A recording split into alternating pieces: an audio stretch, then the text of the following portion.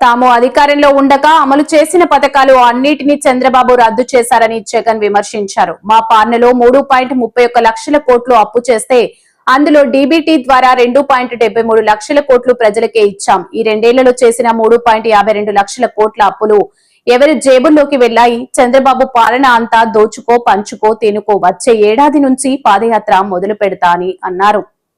June 2024 నుంచి మీ ప్రతి ఇంటికి ఇవన్నీ వస్తాయి అని చెప్పి ఏకంగా బాండ్లు ఇచ్చినాడు. అలాంటి బాండ్లు ఇచ్చి సూపర్ 6లు సూపర్ 7లు అని చెప్పి ఇవాళ అవన్నీ కూడా పూర్తిగా మోసాలుగానే మిగిలిపోయిన పరిస్థితుల మధ్య ఈరోజు మనం చంద్రబాబు నాయుడు గారి పరిపాలనలో మనం చూస్తూ ఉన్నాం. మేనిఫెస్టో అన్నది మన హయాంలో మేనిఫెస్టో అన్నది ఒక భగవద్గీత కిందనో ఒక బైబిల్ కిందనో ఒక ఖురాన్ కిందనో భావిస్తూ 99% హామీలు నెరవేర్చినాము అని చెప్పి ప్రజల దగ్గరికి గర్వంగా తలెత్తుకొని చెప్పిన పరిస్థితి మన పార్టీ మన హయాంలో జరిగితే ఈరోజు మేనిఫెస్టో అన్నది చెత్తబుట్టలో పడేసిన పరిస్థితులు మళ్ళీ ఈరోజు చూస్తూ ఉన్నాం. కేవలం మారిందల్లా ఒక జగనే. జగన్ ఉన్నప్పుడు పరిస్థితి ఏమిటి, జగన్ లేకపోతే పరిస్థితి ఏమిటి అన్నది మాత్రమే తేడా.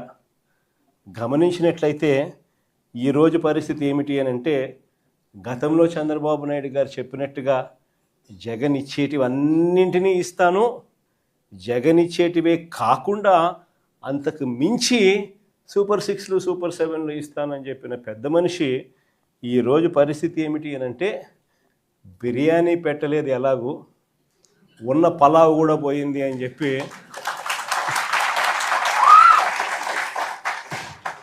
ఈరోజు ప్రతి ఇంట్లో కూడా చర్చ ఇదే మాదిరిగానే జరుగుతూ ఉంది. ఒకవైపునేమో సూపర్ 6లు సూపర్ 7లు మోసాలుగానే మిగిలిపోయిన పరిస్థితులు, మరోవైపున మన పథకాలన్నీ కూడా రద్దయిపోయి ఈరోజు పూర్తిగా చిన్నాభిన్నమైపోయిన పరిస్థితుల మధ్య గ్రామీణ ఆర్థిక వ్యవస్థ ఈరోజు కనిపిస్తూ ఉంది. విద్య, వైద్యం, వ్యవసాయం, సుపరిపాలన, లా అండ్ ఆర్డర్, సంక్షేమం, అభివృద్ధి ఇవన్నీ కూడా ఈరోజు తిరోగమనంలోనే కనిపిస్తూ ఉన్నాయి. ఎక్కడా కూడా ఫలాని మంచి చేశాము అని చెప్పే పరిస్థితి పోయి ఈరోజు ఎక్కడ చూసినా కూడా తిరోగమనమే కనిపిస్తుంది. ఇంకో ఆశ్చర్యకరమైన విషయం ఏమిటో తెలుసా? మన 5 సంవత్సరాల కాలంలో మనం 3,31,000 కోట్లు మనం అప్పులు మనం చేస్తే, ఆ 3,31,000 కోట్లలో 2,73,000 కోట్లు నేరుగా మీ జగన్ బటన్లు నొక్కడం, నా అక్క చెల్లెమ్మల కుటుంబాల ఖాతాల్లోకి నేరుగా డబ్బులు వెళ్ళిపోవడం చూసాం. ఆ 2,73,000 కోట్లు ఎవరి అకౌంట్లలోకి పోయాయి, వారి ఆధార్ నెంబర్లు ఏమిటి అని కూడా మనం ఇవ్వగలుగుతాం. అంతగా మనం 3,31,000 కోట్లు అప్పు తెస్తే 2,73,000 కోట్లకు ఈ మాదిరిగా మనం జమా ఖర్చు కూడా ఇవ్వగలుగుతాం ఆధార్ నెంబర్లతో సహా.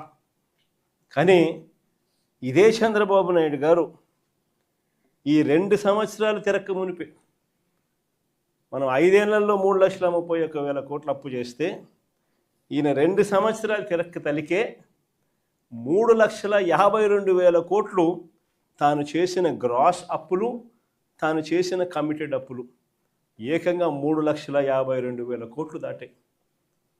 మరి ఈ 3,52,000 కోట్లు ఏమైనాయి? ప్రజలకు ఎందుకు బటన్లు లేవు? ప్రజల ఖాతాల్లోకి ఎందుకు రావడం లేదు?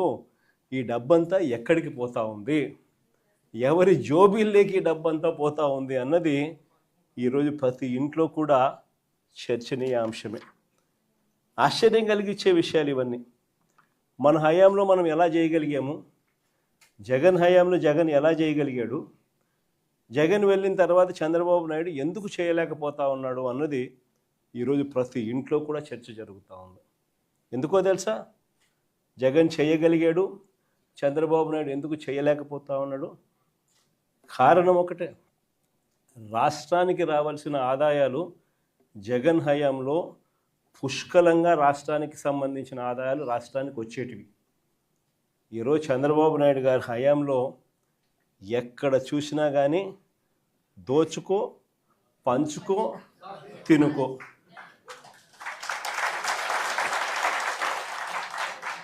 రాష్ట్రానికి సంబంధించిన ఆదాయాలు రాష్ట్రానికి వచ్చే పరిస్థితే లేదు.